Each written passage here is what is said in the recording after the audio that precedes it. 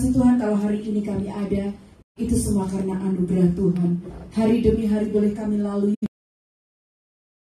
Rindu akan Engkau Tuhan. Sepanjang seminggu ini kami sudah disibukkan oleh semua aktivitas dan pekerjaan kami. Saat inilah kami mau duduk diam di bawah kaki Tuhan. Kami mau menyembah Tuhan. Kami mau meninggikan nama Tuhan. Bahkan hati kami Tuhan, kami mau buka untuk mendengarkan firman Tuhan lewat pelajaran Alkitab yang sangat penting, di mana Tuhan berbicara kepada kami. Terpujilah namamu, biarlah kuasa Tuhan, Roh Kudus Tuhan, hadirat Tuhan, atmosfer yang daripada surga memenuhi ruangan ini, terlebih lagi hati dan pikiran kami. Terpujilah namamu, kami buka ibadah kami di dalam nama Tuhan Yesus. Haleluya. Amin. Amin.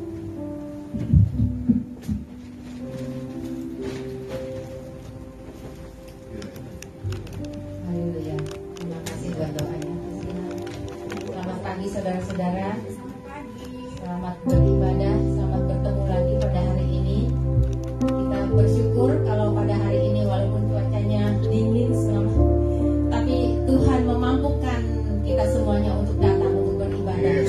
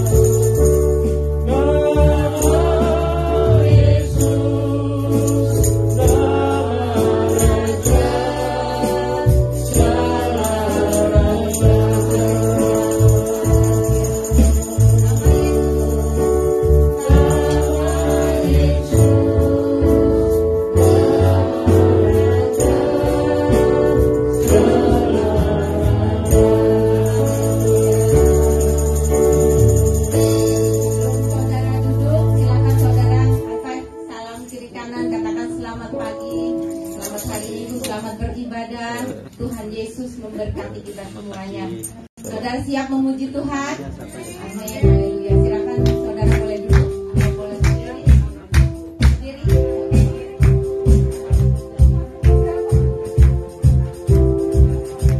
Mari kita memuji Tuhan. Pujilah Tuhan betapa lintanya, pujilah Tuhan betapa kuasanya, pujilah Tuhan Raja segala raja. Mari kita puji Dia. Pujilah Tuhan besar cintanya, pujilah Tuhan besar kuasanya, pujilah Tuhan Raja segala raja. mari kita puji Dia. Haleluya, haleluya, haleluya, puji Tuhan. Haleluya, haleluya, haleluya, haleluya, puji Tuhan.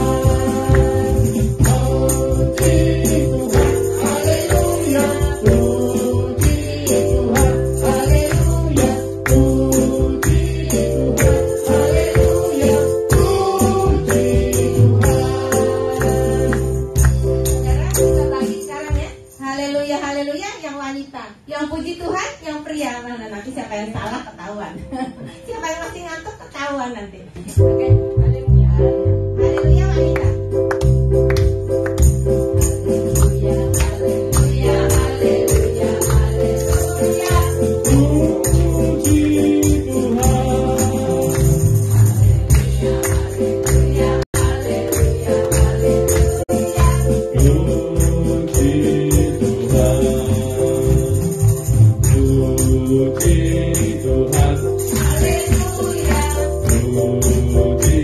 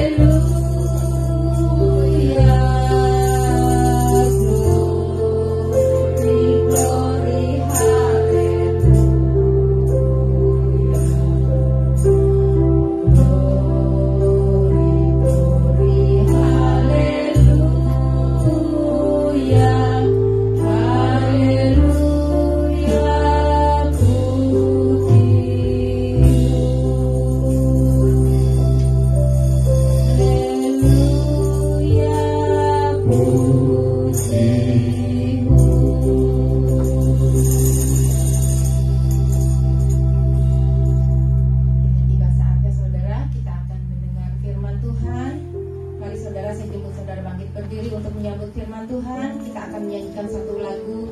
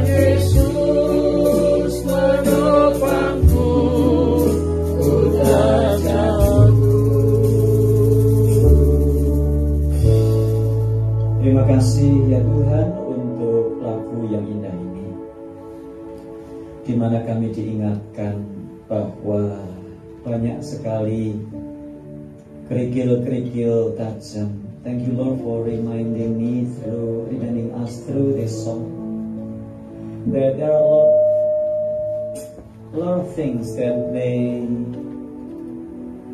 are trying to make us stumble. However, this song has been made to remind us once again that we need you, Lord Jesus. Without you, we don't know what's going to happen. Without you, Lord, we are stumbled. And therefore, we come before you. We surrender our time, our lives to you, Lord. Lead us, guide us through your word. Tuhan, di luar Engkau kami jatuh. Banyak sekali yang mencoba untuk menjatuhkan kami. Sakit penyakit, masalah, pencobaan, kepercayaan yang lain. Tapi Tuhan, tolong kami. Bersama dengan Engkau dan firman-Mu, kami diberi kekuatan senantiasa. Terpuji Engkau, In the name of precious Jesus Christ we pray. Amen. Amen. Silakan duduk. Tuhan memberkati Bapak Ibu. 2 Timotius pasal 3 ayat yang ke-16. Bisa dipanggil. 2 Timothy chapter 3 verse 16. We have come to We have come to the 4th lesson about this particular verse. Kita sampai kepada bagian yang keempat dari pelajaran kita tentang the purpose or the benefit of the Word of God. Tentang tujuan dan kegunaan firman Tuhan atau manfaat firman Tuhan dalam hidup kita. If you remember, probably like 4 or 5 months ago, I began with sharing to you about all Scripture is inspired or given by inspiration of God. Saya sudah menjelaskan bahwa segala tulisan atau kitab suci ini diilhamkan oleh Allah. Being inspired by God means that the Word of God, the Bible, is one, divine, of course. Diilhamkan Allah artinya yang pertama, firman Tuhan itu ilahi. Means that this is how God communicate with us. Bagaimana Tuhan berkomunikasi dengan kita. And therefore we see a lot of spiritual things. And sometimes we didn't get it. We didn't understand because it is divine. Karena semuanya itu adalah ilahi. Itu sebabnya kadang-kadang kita tidak bisa mengerti. Ada bagian-bagian yang kita tidak bisa mengerti.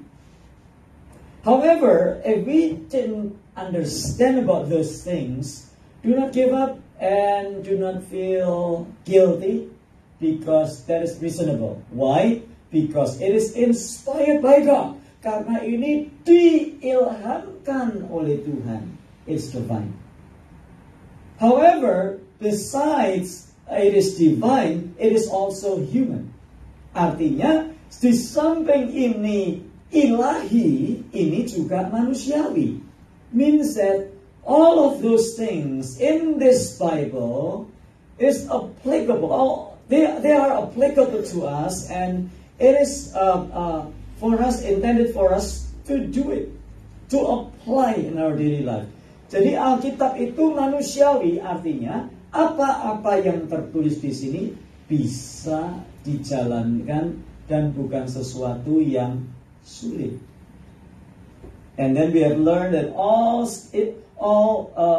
Scripture is given by inspiration of God and is profitable dan berguna for doctrine, untuk mengajar. I've explained that, I don't want to repeat it once again. For doctrine. You know, some people, they are allergic to the word doctrine. And someone texted me, Pastor, some people told me that we don't need to study doctrine because doctrine will lead us to what do they call that?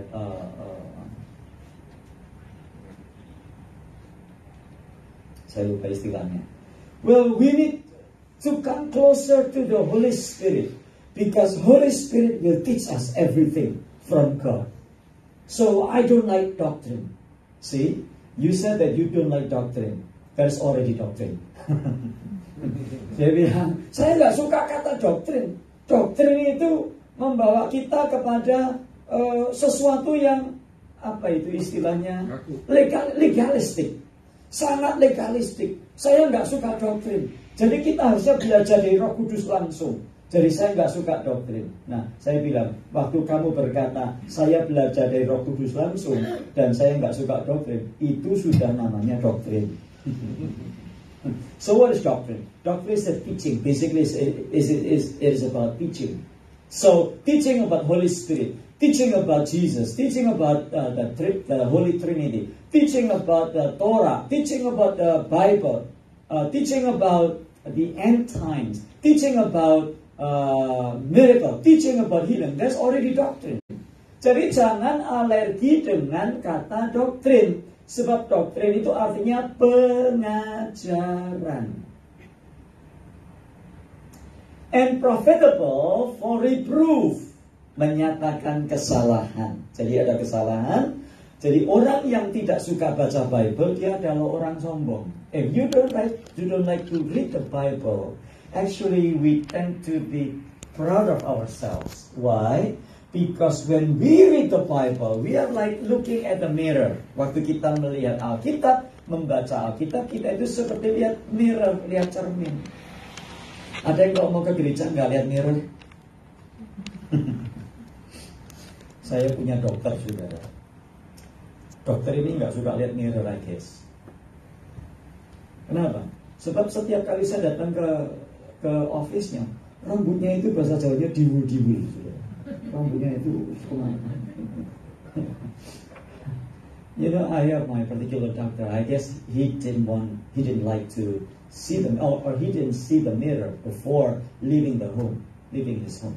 Why? Because every time I saw him, you know, his hairs are really unorganized. You know, it's kind of like messy, something like that. So I assumed that he didn't look at the mirror before leaving his house. Jadi kita semua lihat mirror. We look at the mirror. Kita semua lihat kaca sebelum kita. Bahkan kadang-kadang kalau sudah sampai di gereja pun kita masuk restroom dulu. Tujuannya bukan selalu kencing. Tujuannya adalah lihat mirror. Khususnya yang masih single-single, yang jomblo-jomblo, kita selalu lihat mirror. Kenapa? We want to look good, right? I want to look good, so that's why I need to see a mirror. And that is why we need to see the Bible. We need to read the Bible. Because when we read the Bible, we know that we have sinned.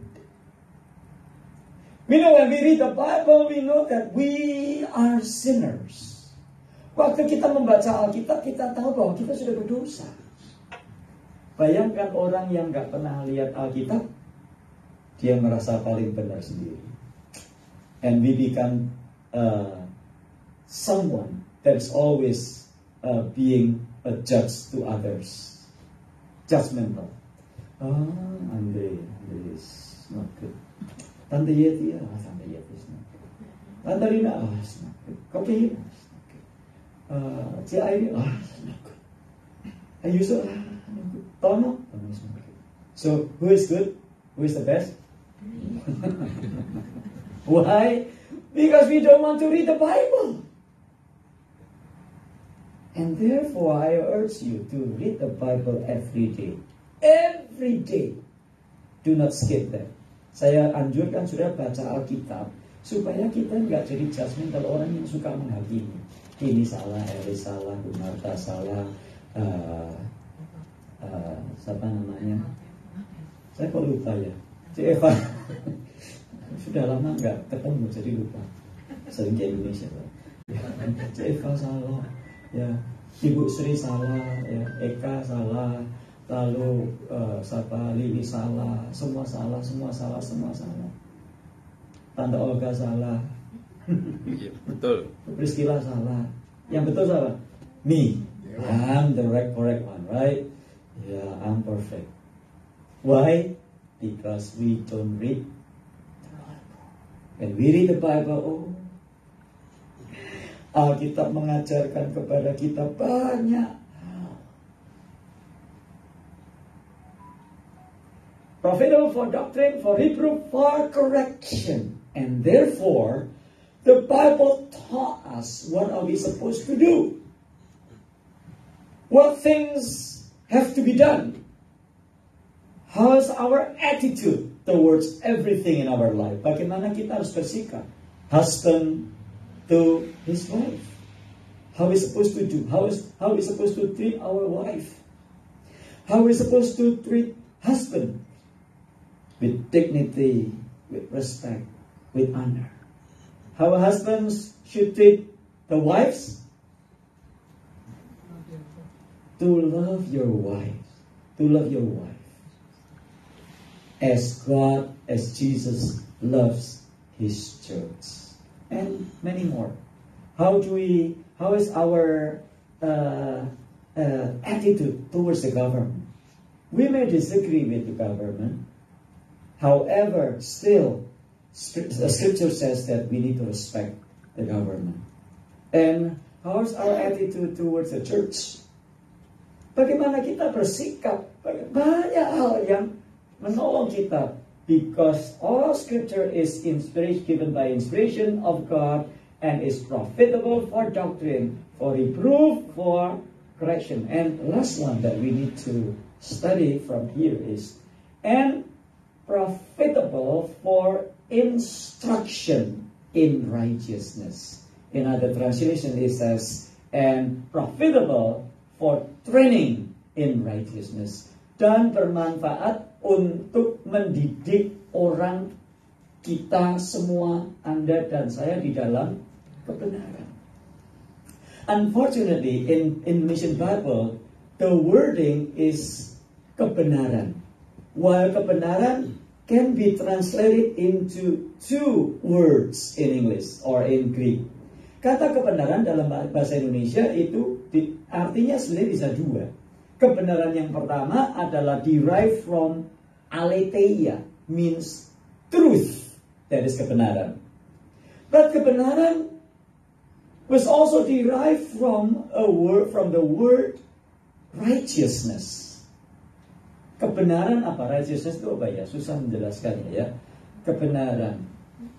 Not the truth, but it's righteousness. But in Indonesian is also translated righteousness. Well, right or wrong are Bible terms that still apply to everyone today. We know right and wrong. Jadi benar dan salah itu adalah sesuatu yang normal, yang juga bisa diaplikasikan di dalam kehidupan kita sehari-hari. There is a right way and there is a wrong way. Ada jalan yang benar, ada jalan yang salah. There is a right choice and there is a wrong choice. Ada pilihan yang betul, ada pilihan yang salah. And the definition of right and wrong does not come from mankind. Even though we try to define the meaning of right and wrong, however, our understanding and our definition of right and wrong is not perfect. Jadi arti dari betul, benar, dan salah kadang-kadang kita mencoba untuk mendefinisikan, tetapi definisinya selalu tidak sempurna. And people say times have changed, or truth is relevant, or society is evolving, meaning that the biblical concepts of right and wrong are outdated and no longer needed to govern such an advanced culture. Jadi banyak orang berkata, Pak Pendeta, zaman sudah berubah. Truth is relevant. Kebenaran itu tidak lagi mutlak, tapi berubah-ubah. Pak Pendeta, society is evolving. Masyarakat itu sudah berubah. Artinya apa? Kemudian sampai kepada even the truth, even the Bible concepts, even the righteousness that was taught by the Bible is outdated, is no longer relevant for us. That is why we need the Word of God. That is why we need the Word of God, because Scripture says that all Scripture is given by inspiration for instruction in righteousness. Jadi Alkitab itu berguna untuk mendidik kita atau untuk menolong kita hidup di dalam kebenaran. The question is why? And today I'd like to share to you 2 or 3 matters about why we need the Word of God. First, we need the Word of God because people are governed by the standard of righteousness of this world. Kenapa sih kita perlu belajar kebenaran? Nomor 1, karena mungkin bisa metode dikecilin dikit supaya nggak gaul ya. Kenapa kita perlu belajar firman Tuhan? Karena dunia atau orang-orang, thank you. Karena manusia atau orang-orang biasa dipimpin oleh standar kebenaran dari dunia ini. And there are different standards in the world and different understanding of what we call righteousness. For example, well, if you go back to Indonesia, living together before marriage is prohibited, right? Forbidden. Dilarang masuk. Dilarang. You are not allowed to live together before marriage. Makanya di Indonesia, tamu yang bermalam harap lapor kepada RT setempat. Is there such thing in America? If you want to stay in your girlfriend, you need to report to RT apa bahasa Inggrisnya ya? To community leader. Yeah, in Indonesia there's such thing. You know, if you need to stay overnight in your girlfriend's house, you need to report to the community leader, to the local leader. There's no such thing in America. Why? Because the norm, because the standard of righteousness is already different. For example, some that are okay in America are not okay in Indonesia. Banyak hal yang okay di Amerika itu nggak boleh di Indonesia. And sometimes we know that by the word taboo. You know taboo? Haram. Okay, giving someone. Let me. If I give my handphone, my cell phone to Ko Andi with the left hand, do you think this is polite? No. No. But in America, who cares? Because right and left is the same.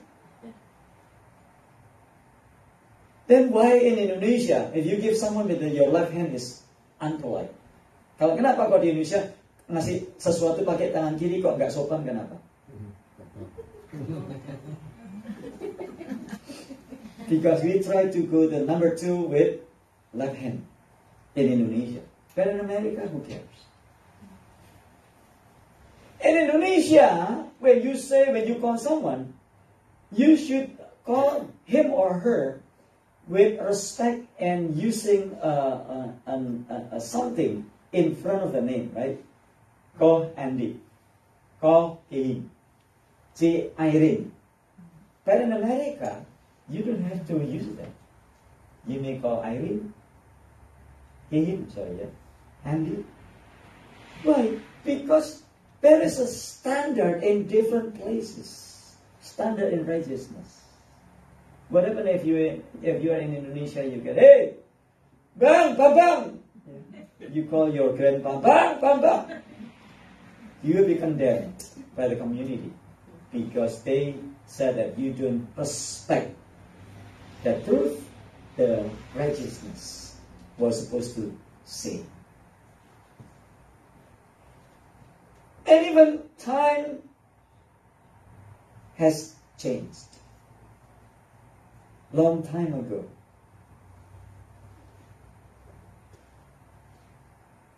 man and man walking together, holding hands. We call that, oh, you look suspicious.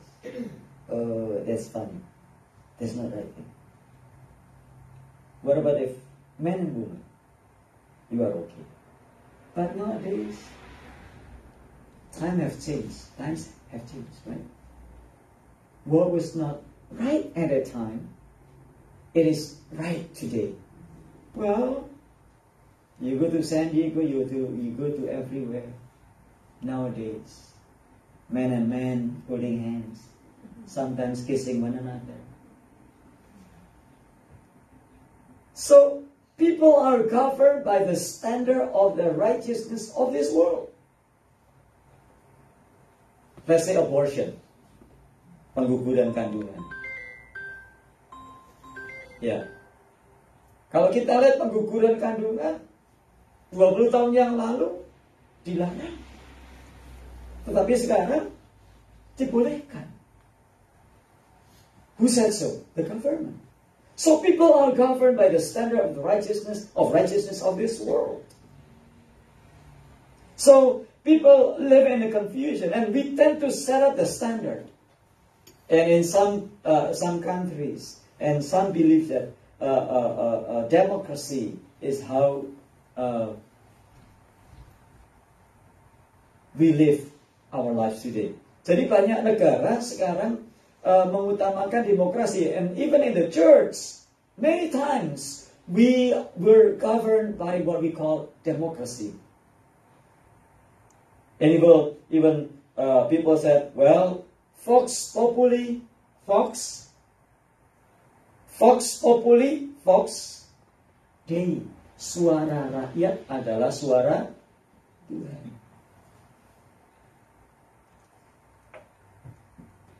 However, we need to submit to the standard from the one who has created us.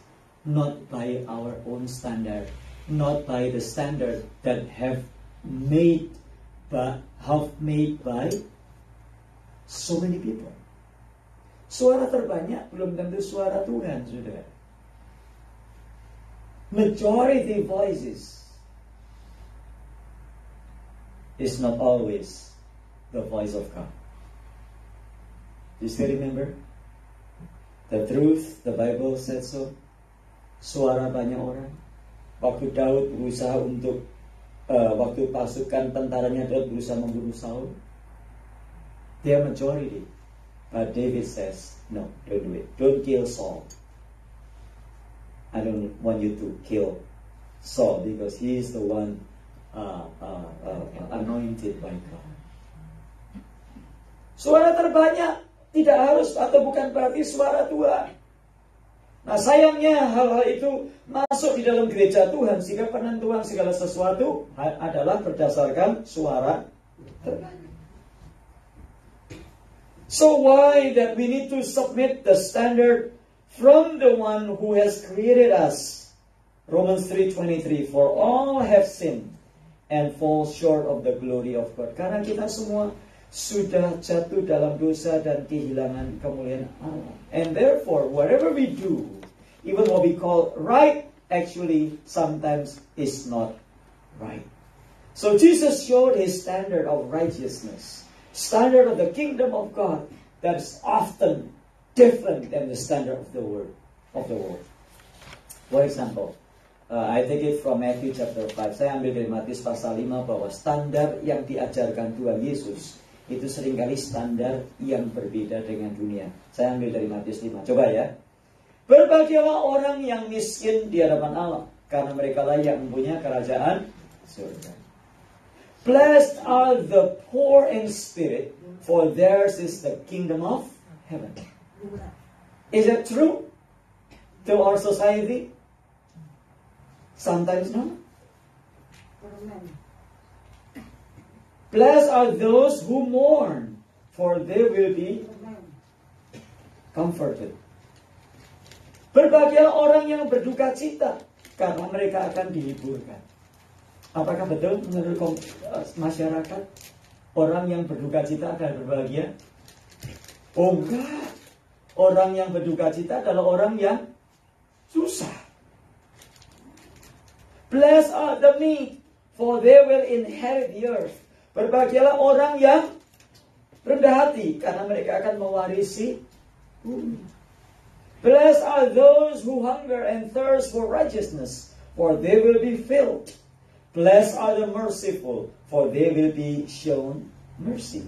Blessed are the pure in heart, for they will see God. Blessed are the peacemakers, for they will be called children of God. Blessed are those who are persecuted because of righteousness, for theirs is the kingdom of God. Berbahagialah orang yang dianiaya oleh karena kebenaran, karena mereka lah yang memiliki kerajaan Allah. Betul nggak menurut dunia? Enggak.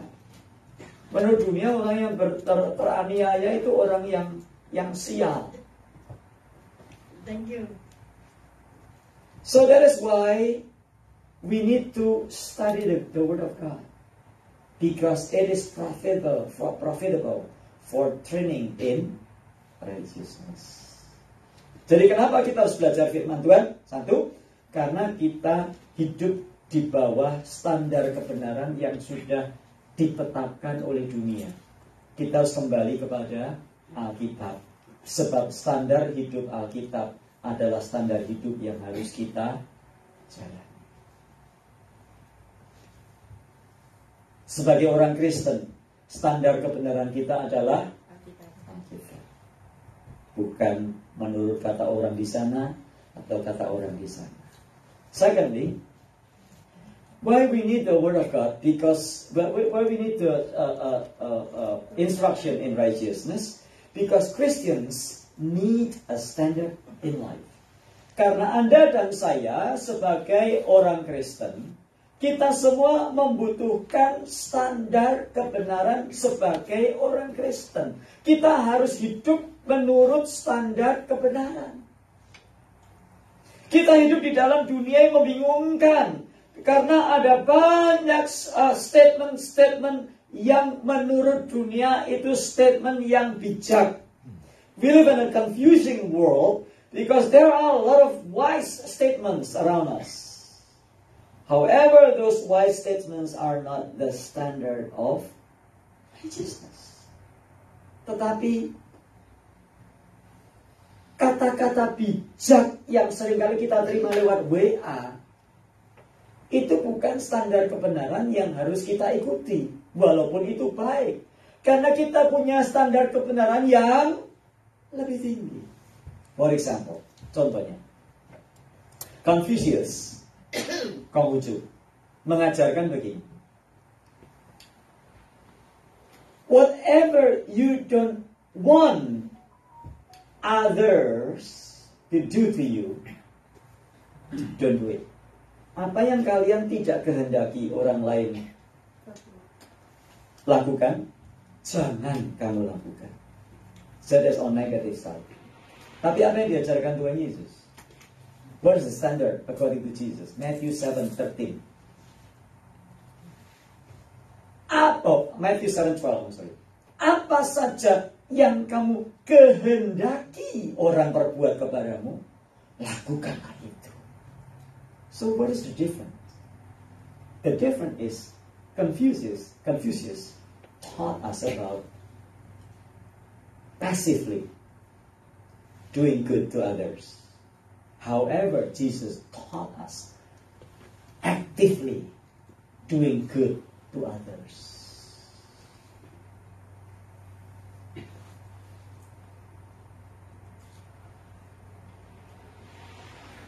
Righteousness is not popular idea in 21st century Western culture. Seperti di Amerika, kebenaran itu bukan sesuatu yang populer.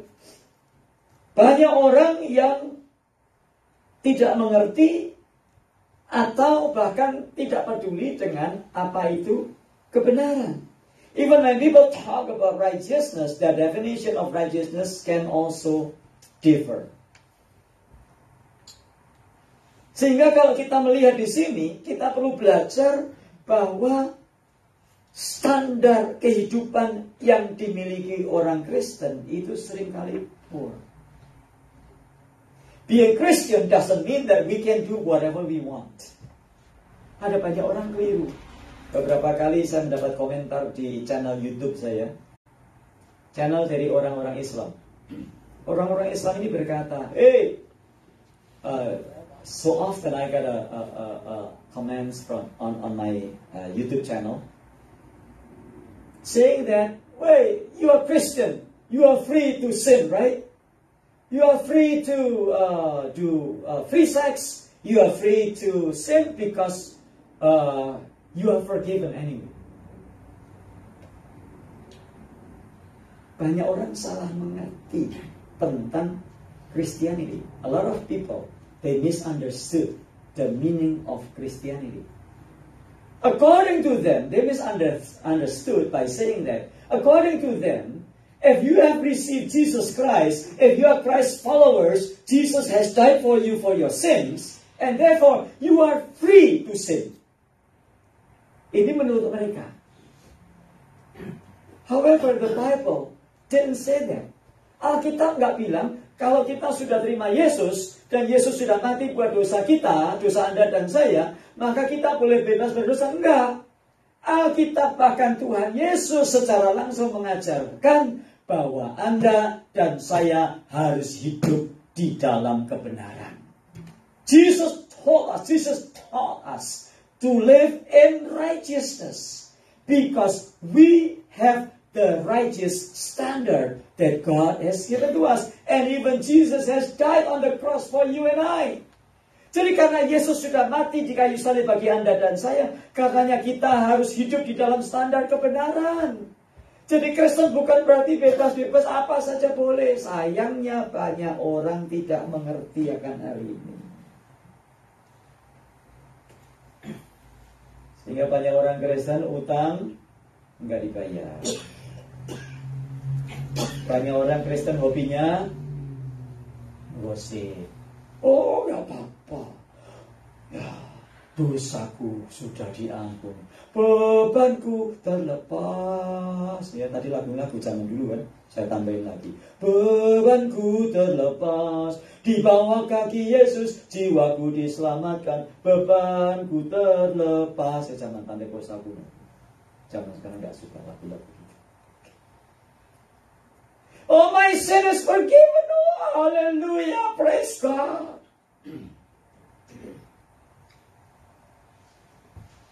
So I'm given a license to sin. That's wrong. We are forgiven.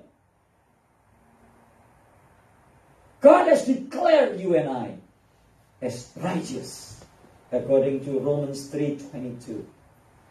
And therefore, we need to live in righteousness as Christian people. Banyak orang Kristen dicaci maki. Banyak kekristenan. If you I browse YouTube to see the contents of what is the accusation of people from Muslim community. They accuse Christianity as people who do not repent. Di channel YouTube bilang gini, saudara-saudara, ini pemimpin agama mereka. Teman-teman kita Kristen, saudara-saudara, mereka tidak mengenal namanya tobat. Kenapa saudara-saudara? Karena Yesus sudah mati buat mereka. Kalau di kita enggak gitu. Islam is number one katanya. Kenapa? Karena kalau kita berdosa bukan kiainya yang mati. Kalau kita berdosa, ada dia mengutip salah satu ayat sucinya mereka. Di kita mengenal namanya tobat nasuha. Do you think that by saying that you repent, that's enough? I don't think so. Itu koruptor atau maling ayam itu, ya, pencuri copet-copet dompet orang itu, kok digebuki bilang apa saudara? Ampun, ampun, please forgive me. Tobat, tobat. Ditanya, tobat gak kamu? Tobat gak kamu? Tobat. Masuk penjara kan? Gua ada penjara nyopet lagi gak? Terus tobat lagi. Do you think by saying that I repent, that's enough?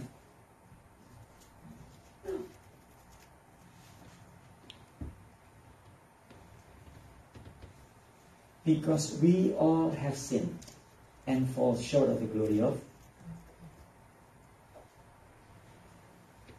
Hari Minggu pertama datang perjamuan, ikut perjamuan, betul ya? Saudara, mari kita datang kepada Tuhan. Kita minta ampun atas segala dosa dan pelanggaran kita. Nangis, ampun saya. Tuhan. Orang suka berantem diadakan upacara pembasuhan kaki ya. Gereja-gereja kadang-kadang lakukan upacara pembasuhan kaki, right? Washing the feet. Oh, I'm so sorry. You know what? I'm so sorry. I offend you. You know, many times in my life. You know, I didn't do any good to you. Sorry about that. And there we do the washing foot celebration, ceremony, not celebration. Saya mau tanya, habis cuci kaki apa yang kita lakukan? Habis cuci kaki apa lagi yang kita lakukan? Kita bikin hal yang salah sama lagi. Suami istri juga lihat aja. Suaminya ngaku salah. Sorry aku minta maaf. Habis berantem, orang biasanya suami istri habis berantem, husband and wife after fighting, what do you do? In order to reconcile with your wife and with your husband, what do? You ask for forgiveness. I repent. I made a mistake. Setelah itu besoknya ngapain lagi saudara? Bikin salah lagi. So, our repentance is not enough. Itu sebabnya kita diajar, kita harus improve day by day. Menjadi orang Kristen harus make progress. We have to make a progress in our life. We need to improve our lives. We do not want to be the same, and therefore Romans chapter 12 verses 1 and 2, offer your body as a living sacrifice. Verse 2, do not be conformed to the pattern of this world, but be transformed by the renewal of your heart, your mind. Don't be conformed to this world. So we are called not to be the same with this world. And therefore we need the Bible, because we need to know, how am I supposed to live?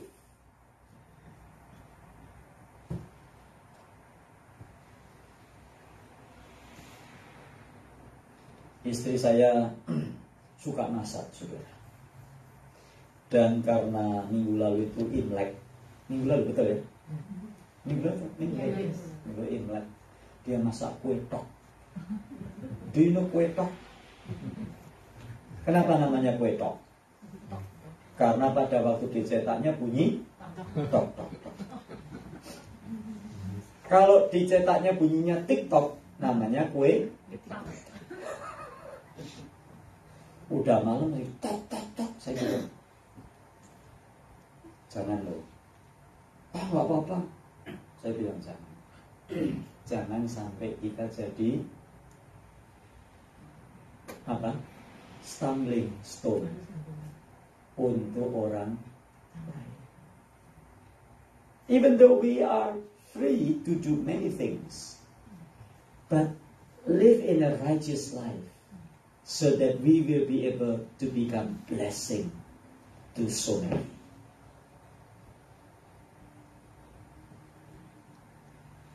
Thirdly,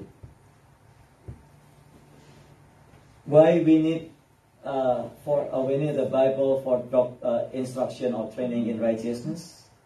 Because the Word of God is the standard of our righteousness. So righteousness, the source of righteousness is God who created us. Our God is the standard of righteousness. No correct understanding of righteousness can be gained outside of Him or apart from Him. The Lord alone is righteous. He is the final standard. He is the only standard. If you want to know what righteousness is, then get to know the one true and living God. And if you want to see perfect righteousness in action, then look at Jesus. Because Jesus is the standard of righteousness. And Because the Christian God is righteous in who He is also righteous in what He reveals in His words.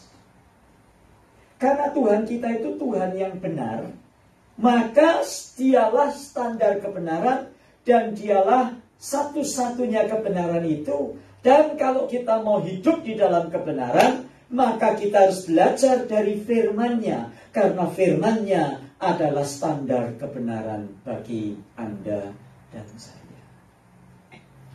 Kadang orang tua tanya sama saya, Pastor, I want to conclude with this. Pastor, I have a lot of problem with my kids, with my husband as well. Why? Because we are fighting one another. Why? You know what? I believe that I should raise my children according to Indonesian cultural standard. But my husband wanted me to raise our children according to American standard. So, how are we supposed to do, Pastor? What is the best thing? I said, well, if you want to learn which standard that you need to follow, not Indonesian, not American, but the biblical standard to raise our children and to live together as a husband and wife. Ada banyak rumah tangga bingung, khususnya orang-orang mendatang. Karena kita ingin apa? Ingin hidup satu standar Amerika, satu standar Indonesia. Akibatnya kita bingung. Sebentar sini, kalau menguntungkan yang sana, kita pakai sana. Kalau sini kita stuck, kita pakai standar Indonesia. I'm Indonesian, you know. And then, if you're stuck in this Indonesian culture standard, you run to American standard. Oh, you know what? Even though I'm Indonesian, but I've been here for many years, so I'm American. Banyak gereja Indonesia juga modelnya seperti ini. Kita nggak tahu standar mana yang kita pakai, jadi kita bingung. Kadang-kadang kita ngaku gereja Indonesia, we are Indonesian church, you know. So we eat oncom, so eat soto ayam, we eat apa lagi kopi? Combro. But often we deny that we are Indonesian, so we claim that we are American. We are American, so we should govern this church according to American standard. No, it's not about Indonesian, it's not about America. It is about the kingdom of God. Ini tentang kerajaan Allah yang kita harus ikuti. Jangan pernah berada di dua sisi. Kita akan konflik terus, berantem terus, gak selesai-selesai juga. Jadilah gereja yang berdamai, karena kita hidup di bawah pemerintahan firman. Let us pray. Terima kasih Tuhan buat firman-Mu hari ini mengajarkan kami apa yang harus kami lakukan sebagai umat-Mu.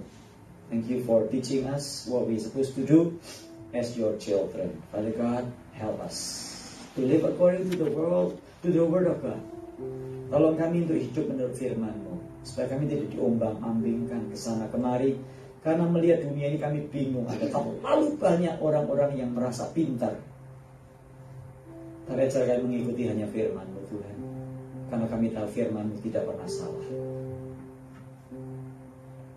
Tolong kami hidup sebagai orang-orang yang sudah dibenarkan. Help us Lord to live as people who have declared righteous by God, and therefore we live righteously, sehingga kami hidup dengan benar sebagai orang Kristen, sehingga kami jadi berkat bagi banyak orang, so we can blessings for many. Dalam nama Tuhan Yesus kami berdoa. Amin.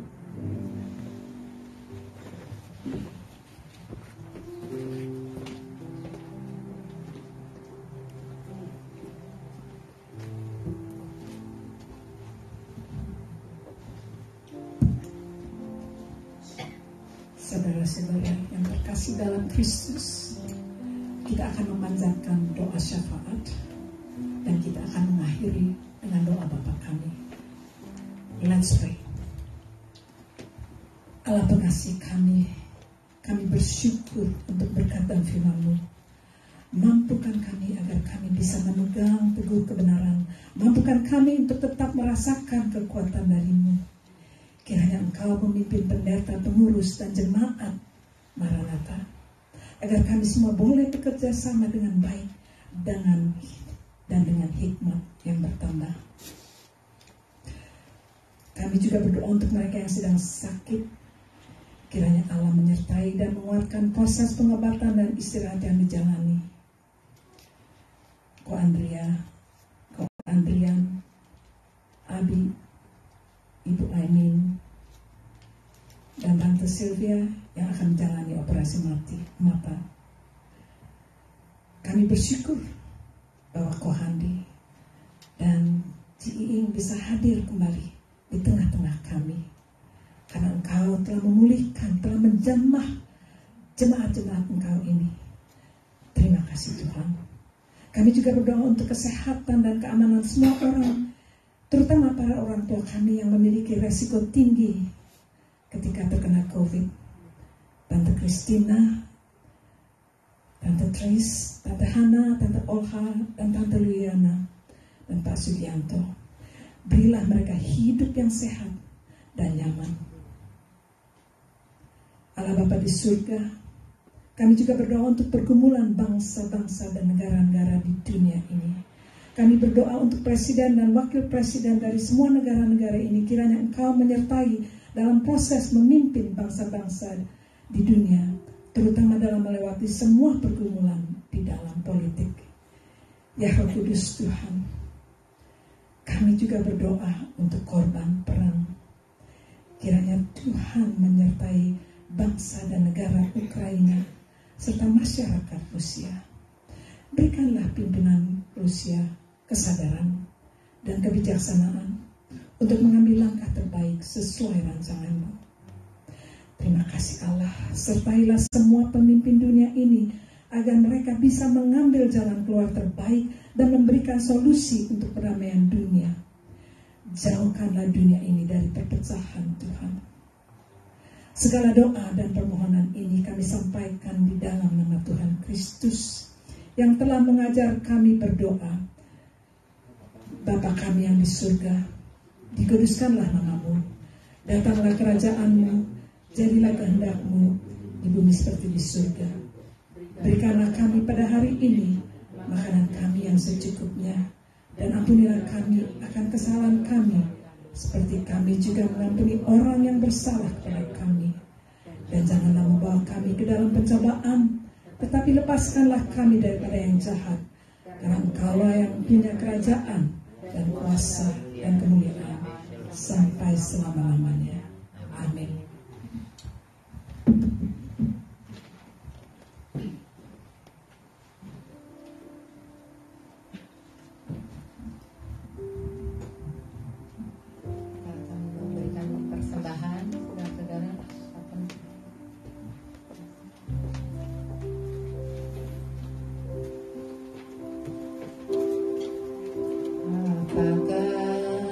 Melayani dengan kasih.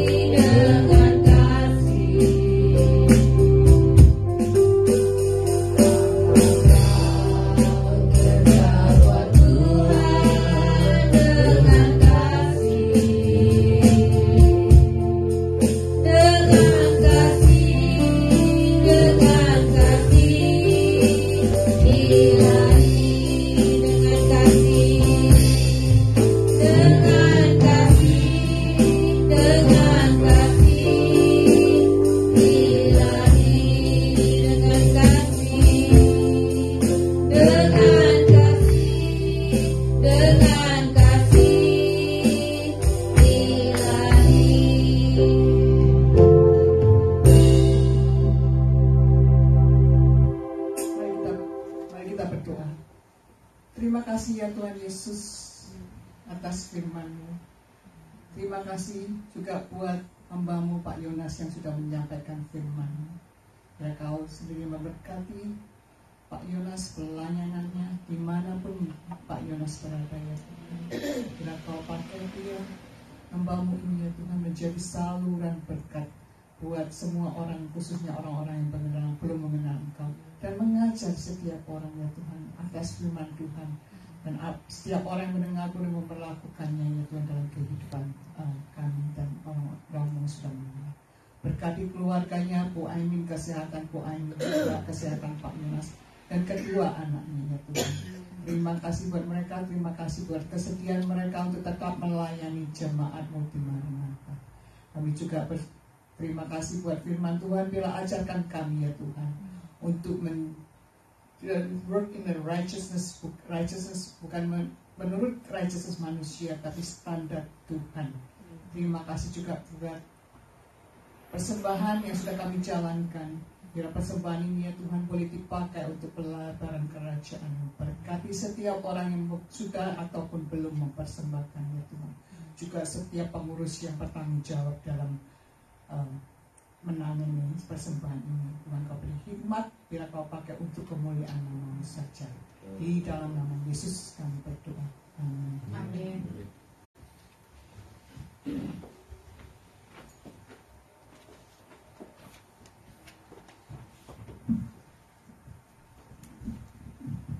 Shalom, salam damai, selamat beribadah bersama. Terima kasih untuk boleh beribadah bersama. Terima kasih Pak Yonas untuk firman-Nya.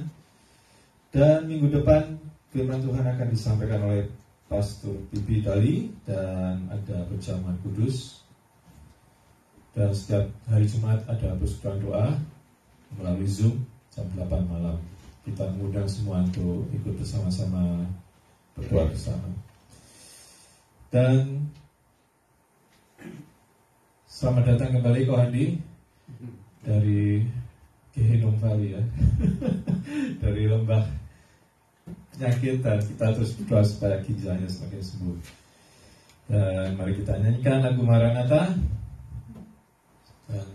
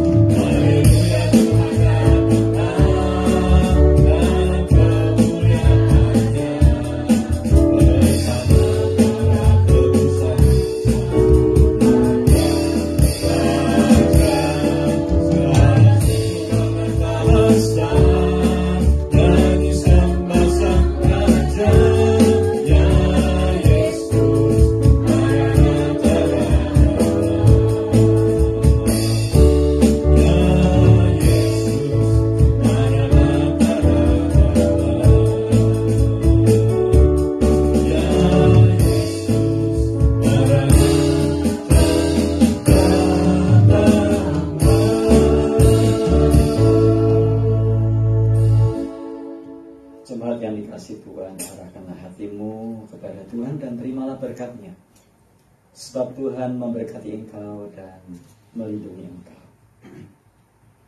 Tuhan menyinari engkau dengan wajah-Nya dan memberi engkau kasih karunia-Nya. Tuhan menghadapkan wajah-Nya kepadamu dan memberi engkau damai sejahtera. ulang dan olah anugerah yang besar dari Allah Bapa, kasih yang sempurna dalam Tuhan Yesus Kristus, serta persekutuan dengan Roh Kudus menyertai kita semua. Amin. Please be seated. Silakan.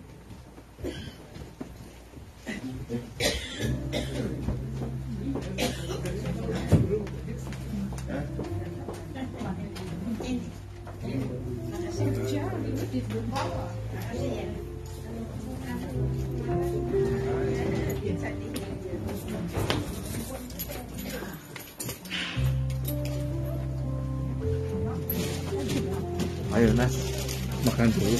Ya.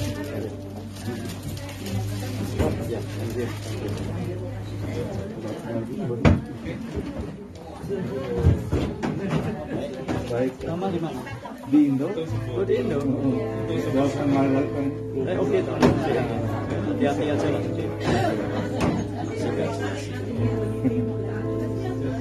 Makanan hari ini.